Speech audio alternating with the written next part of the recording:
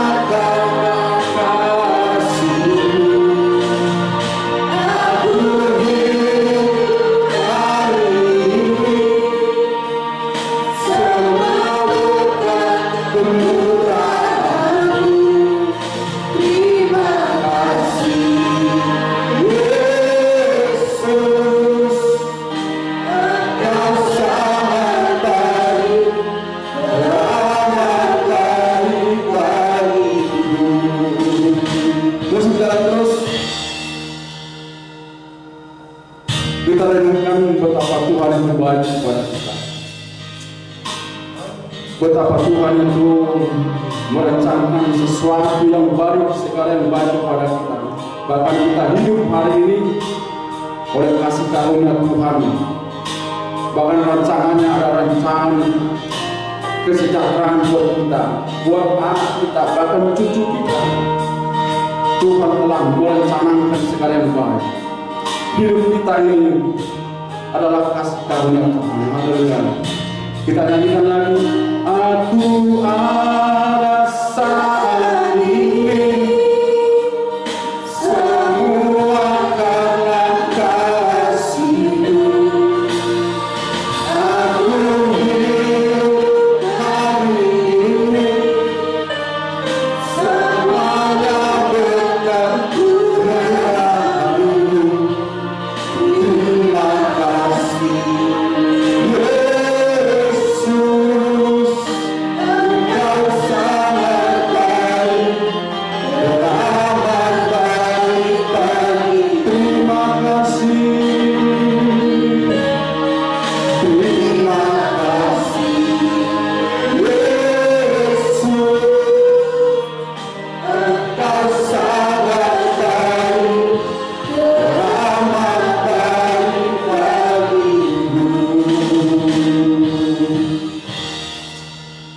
kita sama katakan bahwa pembukaan kita berfirman Tuhan. Berfirmanlah ya Tuhan, sebab aku mendengarkan. Nyatakanlah kepada kemenangan. Puji Tuhan. Saudara, di dalam nama Tuhan,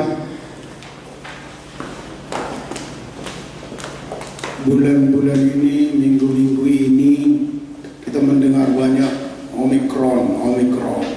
Tapi kita bersyukur juga bahwa tidak seperti dulu kalau Omikron mati.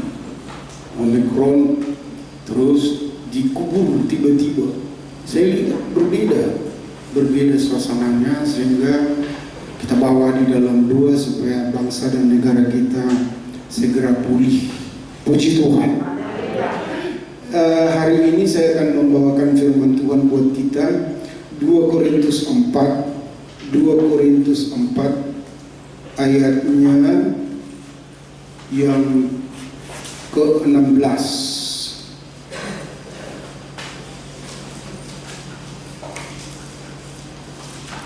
16 sampai 18.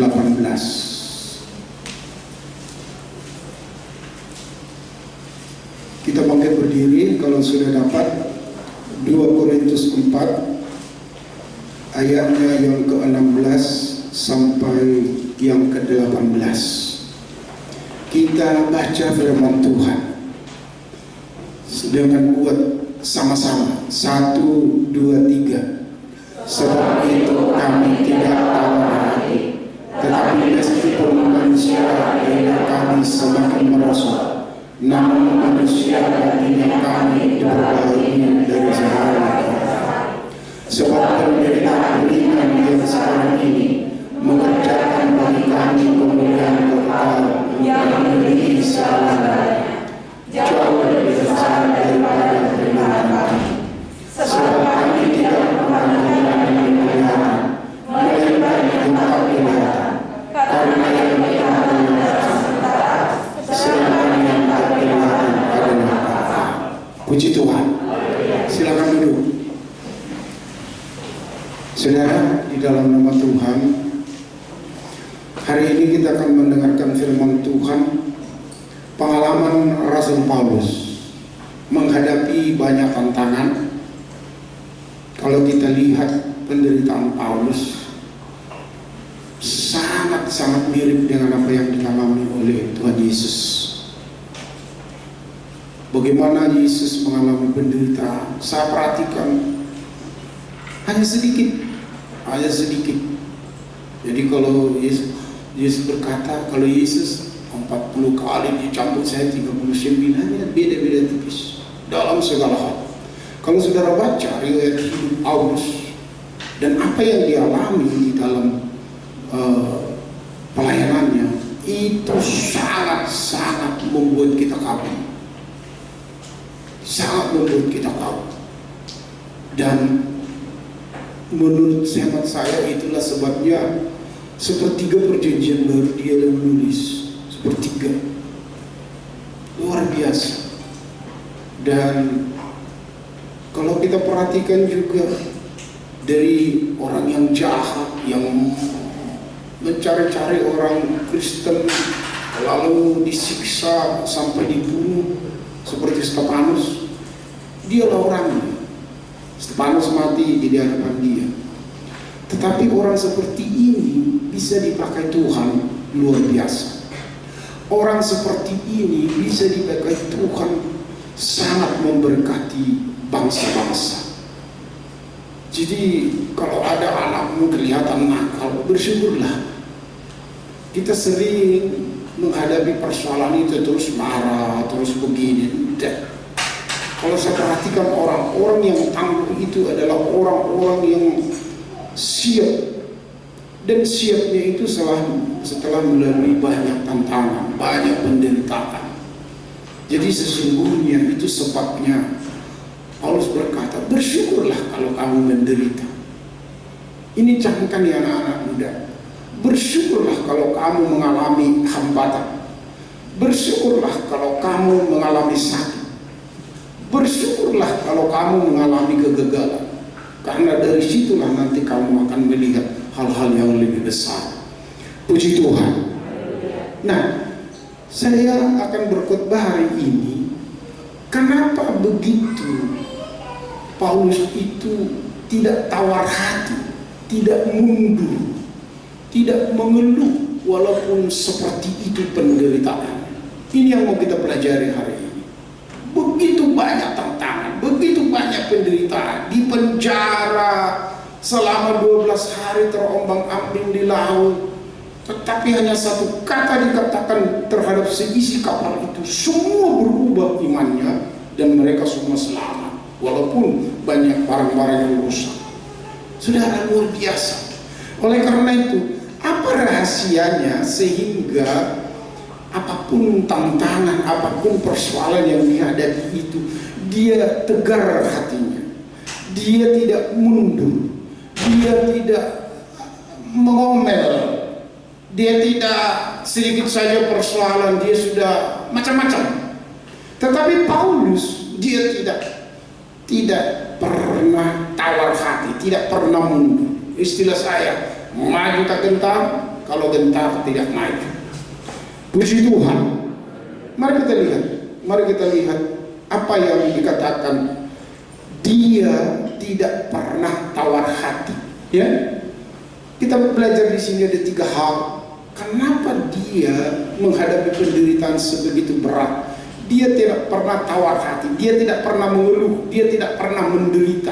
Ya, lihat, kalau kamu mau berhasil, lihat itu adalah cara Tuhan membuat kamu bangkit, membuat kamu maju. Mari kita lihat bagian yang pertama.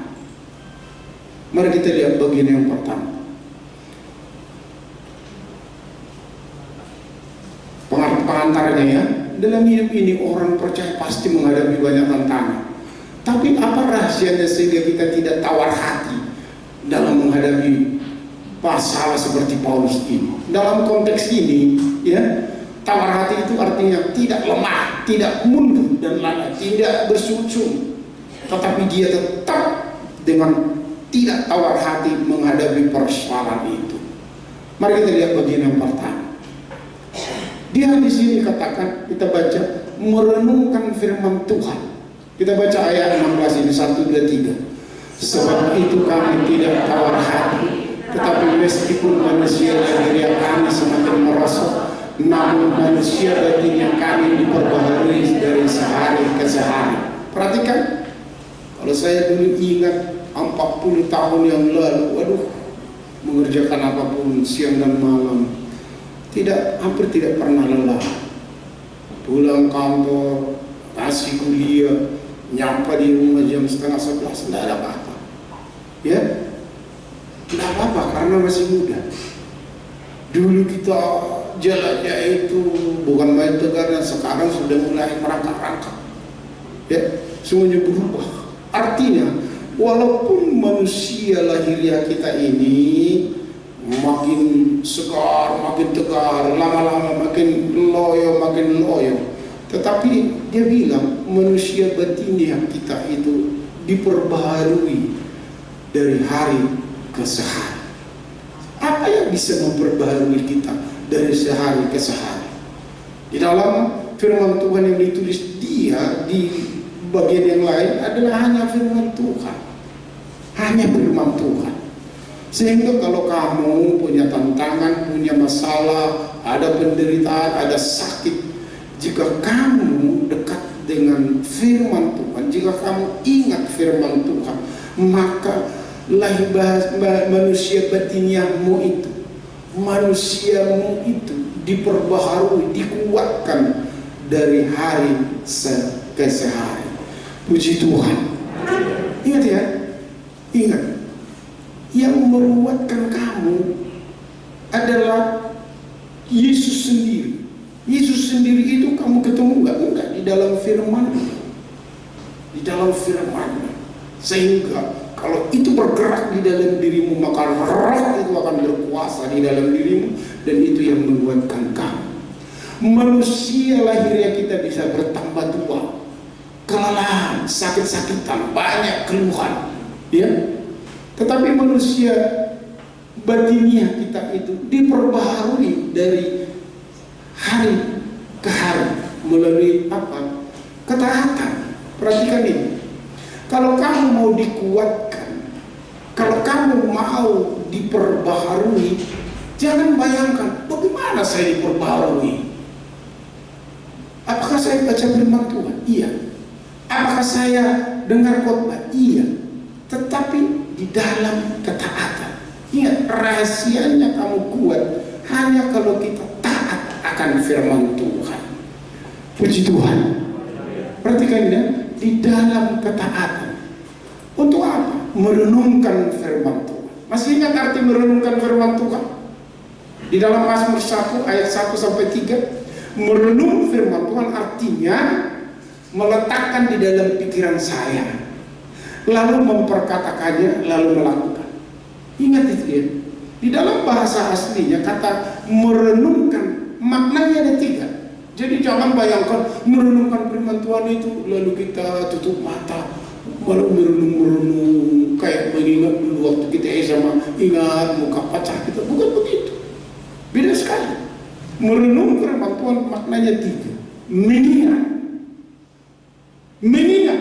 Jadi kunci pertama supaya kamu kuat, mengingat. Di dalam firman Tuhan yang lain dikatakan, orang yang firman Tuhan itu tumbuh di tanah yang subur. Perhatikan, tumbuh di tanah yang subur, kata Markus adalah orang yang mengerti. Perhatikan, orang yang mengerti pertama. Ya, mengerti. Tidak mungkin kamu mengerti kalau tidak dengar. Itu sebabnya saya selalu menerangkan firman Tuhan sangat gampang dan jelas. Supaya apa? Supaya mengerti. Karena firman Tuhan akan tumbuh 100 kali lipat, berkat itu tumbuh kalau kamu mengerti. Dan soal mengerti ini adalah soal otak. Soal otak. Jadi kalau beriman itu perlu otak? Perlu. Karena dia yang berkata. Ya, ada yang tumbuh 100 kali lipat, ada yang tumbuh 60 kali lipat, ada yang 30 kali lipat. Kalau saudara jeli memperhatikan firman Tuhan, di mana firman Tuhan itu yang tumbuh berbuah 100 kali lipat pada orang yang mengerti pertama. Dengar ya, mengerti. Sehingga kalau saya berkhotbah di sini, kalian tidak jelas menangkap apa yang saya katakan di sini, tidak mungkin mengerti. Karena tanpa pengertian, bagaimana kamu ada ingat? Ingat, itu karena mengerti. Lalu, Tuhan teori dunia ini berkata, dari ingatan kita itu akan merubah sikap. Itu belum berbuat, tetapi sikap kita. Lalu kita lakukan. Puji Tuhan. Puji Tuhan. Kalau teori komunikasi itu ada 8 unsur, satu di situ disebut efek komunikasi. Communication effect itu ada 3. Satu, ada yang saya ngerti. Yang kedua, itu membuat perubahan sikap saya. Lalu dari situlah kecenderungan saya untuk melakukan. Puji Tuhan. Kamu gak mungkin lah kamu dapat angka 9, 10 kalau kamu tidak ngerti. Paling-paling dulu waktu saya main sama itu, yang dimaksud dengan ini ialah, siapa tahu dapat contoh kecentekan dari teman. Yang dimaksud dengan ini ialah titik 2, kosong dulu. Lalu cari-cari dari mana bisa menyontek. Gak mungkin kalau kamu tidak mengerti. Puji Tuhan.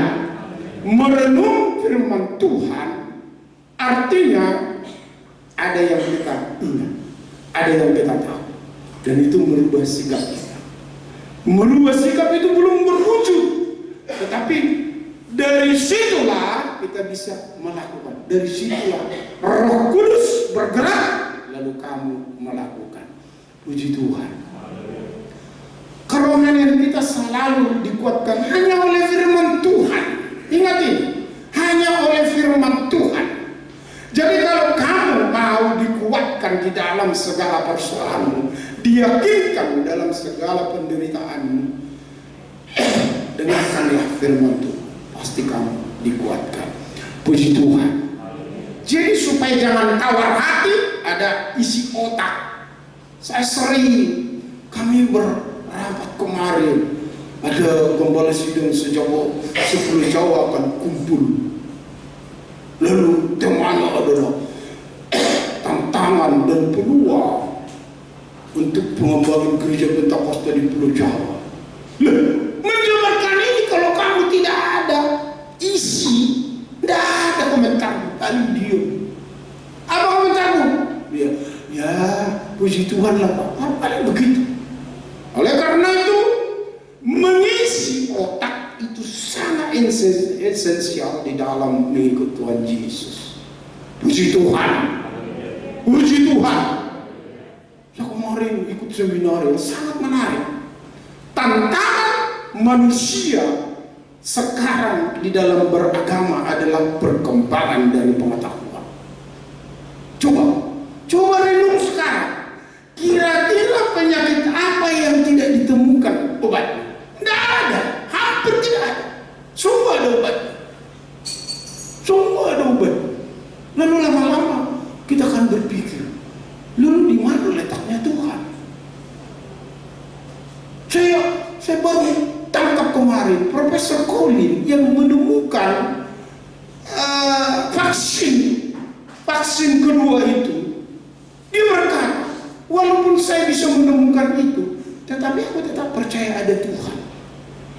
Saya harapkan kita seperti itu. Sebanyak apapun yang kita ketahui, itu semua membuat kita lebih percaya kepada Tuhan. Puji Tuhan. Dan ternyata setelah ditemukan gen daripada Omikron itu gampang ditemukan obatnya. Saudara, di dalam nama Tuhan, orang sekarang itu sudah mulai dipengaruhi banyak pengetahuannya. Coba, dulu penyakit disentri susah obatnya, ditemukan. Luka ada di tubuh obatnya. Semua penyakit organ tubuh kita ini sekarang ditemukan manusia obatnya. Asal kamu jeli, oh ini Pak, jangan salah. Karena kalau kamu salah dideteksi penyakitmu, kamu nanti akan datang ke dokter macam-macam, akhirnya banyak biaya yang keluar, tidak efektif untuk mengobati. Saudara, di dalam rumah Tuhan, renungkan firman Tuhan. Saya sangat berbahaya kemarin, apa dia bilang? Penemu vaksin itu tetap berkata, walaupun saya menemukan ini, setelah saya temukan gen daripada Omikron itu, COVID itu, inilah obatnya dan ditemukan dan bisa menyembuhkan. Akhirnya dia bilang, tetap aku percaya kepada Tuhan. Perhatikan, tantangan dari agama sekarang itu ada 4. Satu, dia bertentangan.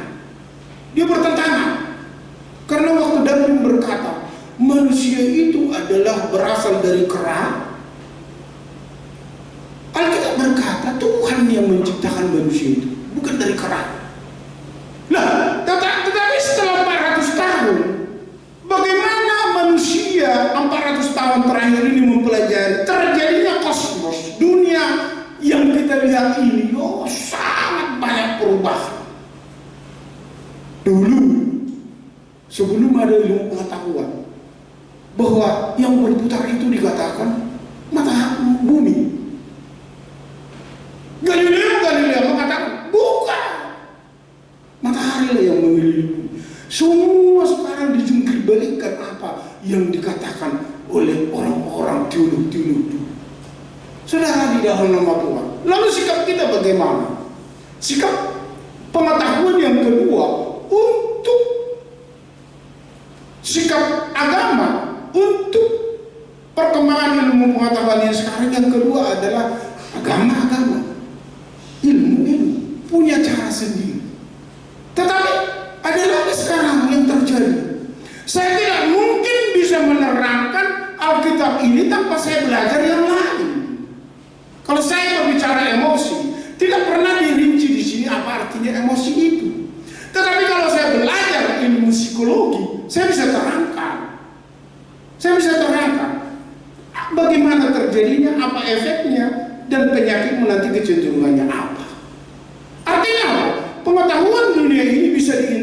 komunikasikan dengan ilmu teologi ini. Oleh karena itu saudaraku, di dalam nama Tuhan, jangan pernah stop belajar. Itu intinya. Seorang hamba Tuhan jangan pernah stop belajar.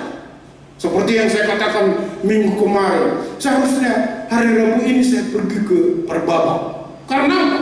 Di sana ada pertentangan antara orang yang mengatakan dia aliran Pentakosta, lalu injil-injil itu yang dibuat tandanya kuburan si Raja Batak.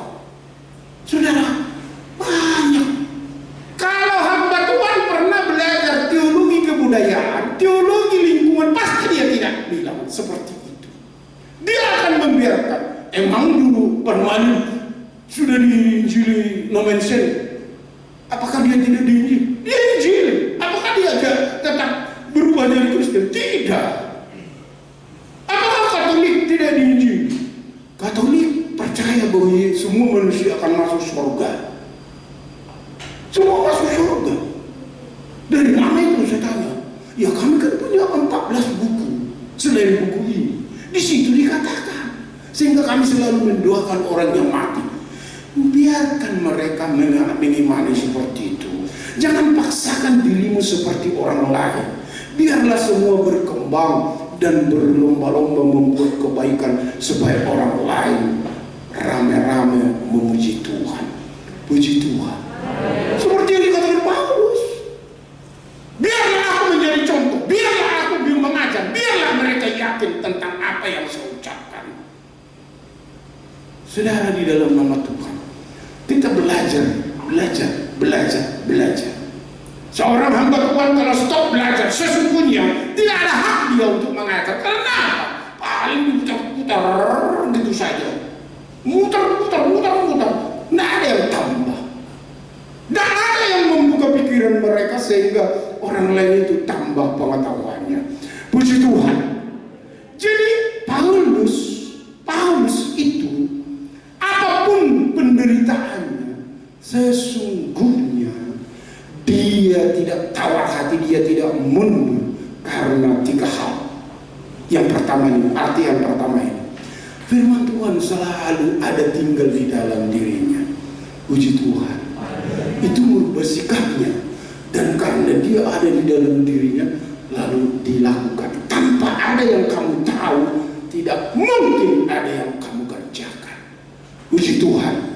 Tanpa ada duitmu, kamu tidak mungkin bisa masuk ke Starbucks. Nggak mungkin. Dari mana? Harus ada. Oleh karena itu, anak muda, belajar sesungguh-sungguhnya supaya kamu banyak tahu. Puji Tuhan. Kerohanian kita akan dikuatkan kalau kita rajin dengan firman Tuhan. Kalau kita rajin bersekutu dengan Tuhan. Jadi Paulus itu tidak tawar hati. Penderitaannya hampir sama dengan Yesus, tidak pernah mundur. Oleh karena apa? Dia ada pengetahuan tentang Yesus yang benar di dalam firman Tuhan, sehingga dia tidak pernah tawar hati. Itu sebabnya kalau kamu datang di sini bukan keuntungan saya, keuntungan menjadi ada modal, ada uang di dompetmu. Firman Tuhan yang berkata, oh itu untuk bisa tidak mundur, untuk bisa tidak tawar hati, maka aku akan benar mengerti firman Tuhan. Puji Tuhan. Itu artinya merenung. Bagian kedua, mari kita lihat. Sadar tiap penderitaan akan menghasilkan ketekunan. Sadar kalau kamu sekarang tidak punya duit, sadar itu membuat kamu berpikir, bagaimana saya dapat duit. Kalau kamu sekarang dapat angka 4, itu membuat kamu sadar, bagaimana supaya dapat angka 6. Sadar. Itu sebabnya Paulus berkata, bersyukurlah kalau kamu dapat kesusahan, karena bagian saya bukan hanya surga, tetapi menderita untuk sampai di surga. Puji Tuhan. Nah, lihat nih, penderitaan yang dialami Paulus itu akan mengerjakan kemuliaan bagi Tuhan. Ini luar biasa ini. Luar biasa. Tetapi sebelum jadi kemuliaan dikatakan itu membuat ketekunan. Tidak mungkin kamu berkata, Yesuslah segalanya bagiku, tapi kamu tidak kuat menderita.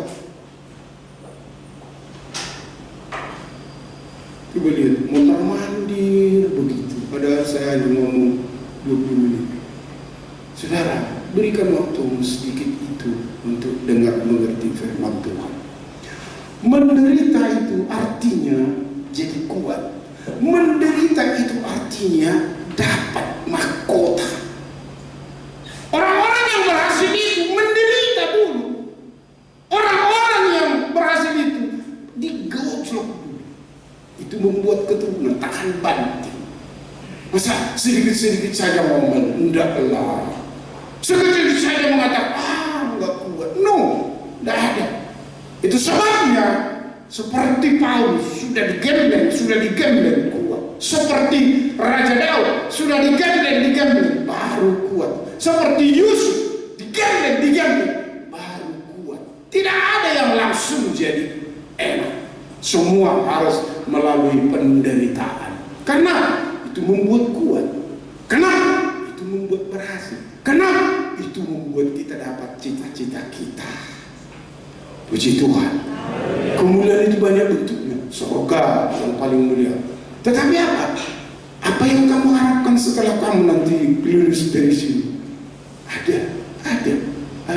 Makanya kalau kamu pun menderita, sesungguhnya syukurilah, karena itu membuat kamu lebih bertekun. Puji Tuhan. Apapun keadaan kita, itu pasti menghasilkan kebaikan. Lihat ini. Apapun penderitaanmu, itu menghasilkan kebaikan. Apapun kesengsaraan yang saya alami, itu membuat kebaikan. Karena apa? Karena saya tahu saya tidak sendiri di dalam menghadapi persoalan. Mari kita lihat bagian yang ketiga. Bagian yang ketiga. Kita baca 1, 2, 3. Fokus pada kekekalan. Kalau saya katakan fokus pada kekekalan, perlu nggak kerja keras? Perlu. Karena saya menemukan di dalam disertasi saya, satu rumah tangga, jika dia tidak punya pendapatan yang teratur di dalam rumah tangga, tidak akan pernah tenang berdua. Satu rumah tangga. Yang kedua, satu rumah tangga yang tidak punya pendapatan yang teratur, itu tidak pernah bisa teratur ke gereja. Itu saya temukan dalam penelitian saya. Tidak. Jadi jangan harapkan kamu nanti akan berhasil, lalu kamu pura-pura nangis berdua tanpa kamu kerja. Nonsen itu. Makanya kalau suamimu itu tidur-tidur, siram. Tidak ada hak untuk makan, karena kamu adalah, firman Tuhan berkata, orang yang malas dan tidak makan. Harus jelas. Suami juga begitu sama istri. Kenapa? Kenyamanan ke rumah tangga itu adalah, coba perhatikan khotbah saya bulan yang lalu, maka tempat perlindungan kami, rumah kami, itulah kunci untuk kita bisa keluar baik. Tidak mungkin kamu keluar baik kalau di rumahmu tidak tenang. Enggak.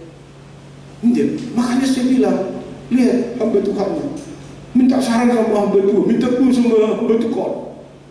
Keluarganya aja nggak benar, bagaimana dia berdoa? Benar, baru itu akan tercermin keluar. Puji Tuhan. Jangan katakan, oh segalanya Tuhan Yesus. Jangan ngomong. Kalau kamu katakan, aku rindu memuliakan Tuhan, apa yang dikatakan Daud? Aku lari melampaui orang supaya aku duluan tiba di rumah Tuhan. Ada buktinya kalau kita katakan sesuatu. Tidak boleh ada ngomong, Tuhan, Engkaulah segalanya bagi kau. Hamba Tuhan kan kalau berdua begitu kan, seolah-olah tidak ada yang kurang. Belum. Enggak, lihat perilakunya. Benar. Omong kosong itu. Dan itu tidak boleh dicontoh. Omong doang. Apa artinya omong doang? Lakukan itu dari pikiran, itu dari pengertian. Puji Tuhan. Jadi fokus. Kalau saya katakan fokus kepada mahkota, itu berarti kita harus tunjukkan ciri-ciri kita untuk ke sana. Saya bilang, kalau kan saya katakan saya hari Selasa mau ke pestanya si Berna, itu pasti ada di dalam pikiran. saya ke siapa? Bersama siapa? Itu pasti bergerak. Tidak. Nanti kalau ada yang ngomong, tidak begitu. Itulah orang yang mau berangkat. Puji Tuhan. Tapi setelah saya pikir, hari Selasa itu ganjil genap. Berarti mobil saya cuma satu bisa dipakai. Wah, kendala juga ini saya pikir tadi. Saya pikir bisa semua mobil.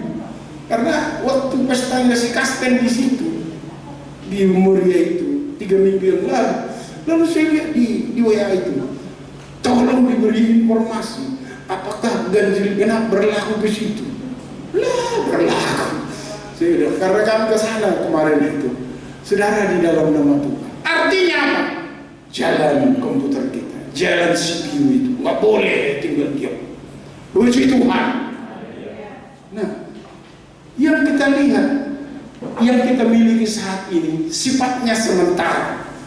Tapi kalau dikatakan sifatnya sementara, jangan seperti orang-orang Pentakosta dulu menangkapnya. Banyak yang salah dari dulu kita tangkap dan kita ajarkan sehingga tidak berkembang.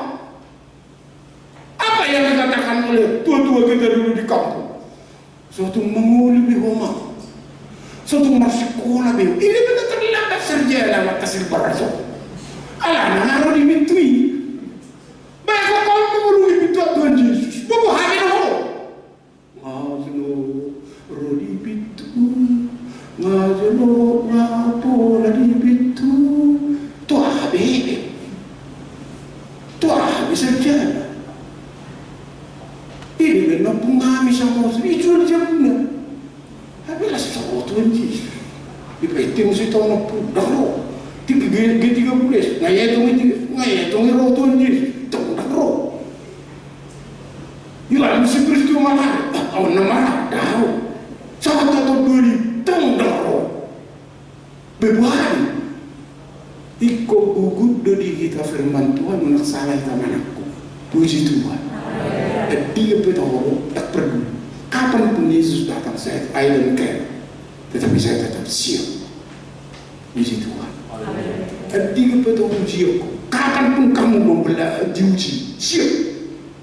Orang ini, anak-anak ini belajar kena ujian serius. Tidak ada. No. Kalau kamu mau berhasil, ujian aja udah tidak ujian. Terus belajar dengan baik. Puji Tuhan. Ini udah 70 tahun. Nggak pernah saya nggak kuliah 4 kali seminggu. Sampai ini. Karena tidak perlu kamu belajar kesana kemari. Cukup di HP ini semua ada pelajaran tentang teologi. Tinggal kamu ngambilnya. Tapi kalau bilang, lagi Messi, nggak perlu saya tahu. Itulah ketinggalan. Saya kadang-kadang bingung melihat pendeta-pendeta Pentakosta ini. Bingung saya. Heran nama Instagram. Sekarang itu ada nama Instagram. Saya sakit perut ternyata itu. Aduh, masa Instagram aja juga dia ngerti. Saudara di dalam umat, jangan pernah ketinggalan. Tetap belajar, kamu akan tetap terpakai. Puji Tuhan. Nggak mungkinlah saya diundang ke Samosir kalau orang tidak tahu saya ada sedikit yang saya tahu. Nggak mungkin. Karena apa? Karena dikatakan kebijakan itu berseru-seru dan pengetahuan itu akan selalu memperdengarkan dirinya. Jadi kalau kamu ada sesuatu tahu, itu pasti tidak diam.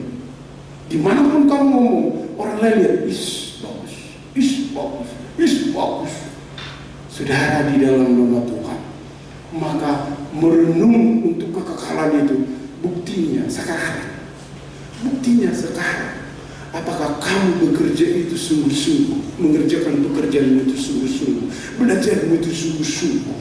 Itu sebabnya Paulus gampang merubah orang ATP. Saya lihat kalian sungguh-sungguh berdoa, tetapi kepada Tuhan yang tidak kamu kenal, maka yang saya kenal itulah Yesus. Gampang. Kalau ada kesungguhan di dalam dirimu, yang paling sulit adalah menarik mobil yang mogok. Kalau dia sudah mogok, aduh beratnya bukan main. Tapi kalau jalan itu tinggal mengarahkan dengan baik. Puji Tuhan. Puji Tuhan. Saya bangga tak tahu ini. Cucu saya Alis itu hanya 2 orang dari kakak yang direkomendasi boleh masuk di UGM. Saya bangga. Saya bilang, you are the best. Berapa ratus kali? Tapi hanya 2 kalian yang direkomendasi boleh masuk ke situ. Aku bangga. Lanjutkan. Tidak boleh tawar hati. Mau sakit, mau apapun, tetap maju. Puji Tuhan. Fokus sekarang, bukan nanti. Fokus sekarang, bukan nanti. Dan saya sudah lihat situ Gosip ya, saya sudah lihat dia kan pulang segera. Karena dia tahu untuk menanggulangi dirinya lewat dari situ. Dan saya dengar segera dia akan kembali. Dan pasti, karena apa? Semua yang kita kerjakan sesungguhnya itulah hasil yang mau kita terima. Puji Tuhan. Fokus kepada Kristus, fokus kepada surga. Bukan berarti Tuhan, bukan begitu. Dari mulai kamu bangun, bagaimana gerak? Adalah fokus yang mendapat hadiah. Puji Tuhan. Itu. Jadi jangan ajar anakmu, Martamiaku. No, dia gampang kita lari berdoa. Kalau dia sudah disiplin bangun, kalau dia sudah disiplin membersihkan tempat tidurnya, kalau dia sudah disiplin menyuci piringnya, gampang itu. Karena gerakan itu hanya tinggal mengalihkan ke sana kemari. Puji Tuhan. Itu sebabnya kalau masuk di dalam satu lingkungan, dia tidak tahu aturan main di situ, maka dia akan kaget. Saya sangat bersyukur. Kesaksian dari Pak Barbun, aku sangat puas. Saya catat ini, aku sangat puas. Tidak mungkinlah beliau ini berkata seperti itu kalau dia tidak dilayani seperti lebih dari dia yang dia terima. Sektor 1, sektor 2, sektor 3, orang akan bertambah-tambah. Tidak usah capek. Kenapa? Tempat tidak ini strategis. Akan tambah banyak orang di sini. Tidak usah capek, akan datang sendiri orang. Kalau didengar, kamu sangat ramah, kamu perhatian. Begitu seperti tadi nyanyian kita. Kalau setiap minggu nyanyian kita seperti itu semangatnya, percayalah, Yesus berkata, maka aku akan menarik banyak orang kepadamu. Kalau kita sudah bersuka cita, kalau firman Tuhan tajam masuk, maka dia pasti terikat. Puji Tuhan. Yang kita lihat sekarang, sadari, itu sementara. Tapi jangan lihat, jangan katakan, sementara duit. Saya tahu pilih dulu, 1 tahun aja lama. 1 tahun nggak ada duitmu, bagaimana kamu? Nggak, pusing juga. Seriuslah mengerjakan pekerjaanmu, itulah tandanya kamu mau menemukan mahkota nanti kekal. Puji Tuhan. Kita lihat bagian terakhir. Kita baca. Kalau ini harus kita baca. 1, 2, 3. Kita tidak khawatir lagi menghadapi masalah jika 1. Kita dalam menghadapi masalah kita merenungkan firman. Ada yang tinggal di sini, jangan pulang nanti. Terus apa ya? Kedua, 1, 2, 3. Kita sadar tiap penderitaan akan menghasilkan ketekunan. Yang ketiga, kita tidak fokus hanya pada yang kelihatan, sifatnya sementara dan akan lenyap. Maka kita harus fokus juga kepada hidup yang kekal. Kerja dengan keras, kerja dengan serius. Itulah tandanya kamu mengharapkan yang jauh di sono. Puji Tuhan.